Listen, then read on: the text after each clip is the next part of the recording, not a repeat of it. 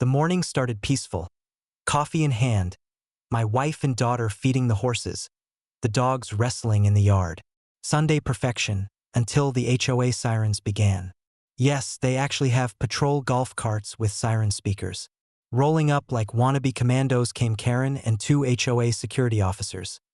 Basically retired mall cops with clipboards. They marched straight onto my ranch, no permission, no reason. Karen pointed dramatically at my daughter. "That child doesn't belong here. We've received complaints." I gave her the deadliest sheriff stare I've got. "What complaints?" Karen puffed up. "She plays too loud. She rides animals without HOA authorization. And," she lowered her voice, "she looks suspicious. Suspicious. My daughter is 8.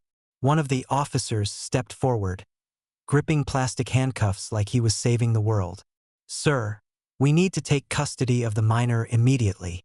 My daughter clutched my arm, terrified. That's when Karen made her fatal mistake. She waved a piece of paper in my face. "This is a notice from our board. She must be removed from the property within 3 minutes or—" I slowly set down my coffee. "You think you have authority here? Over my ranch?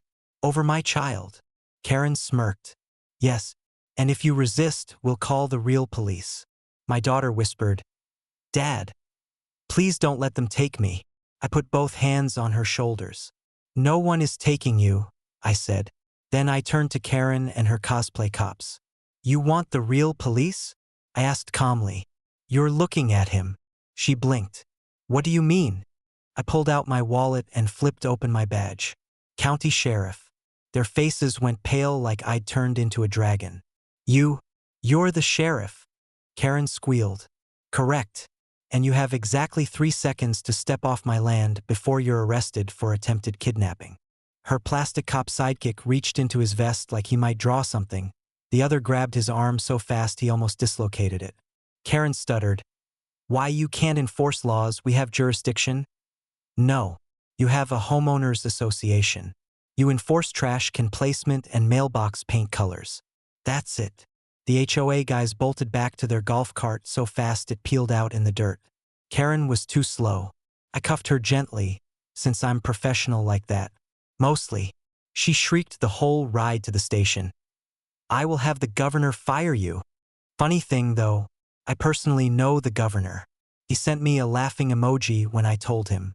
Karen ended up facing charges for white heavy checkmark trespassing, white heavy checkmark filing false child protective claims, white heavy checkmark attempted unlawful detention, white heavy checkmark impersonating legal authority. A restraining order now keeps her 500 feet from my family, which is hilarious because my ranch surrounds her entire HOA like a donut.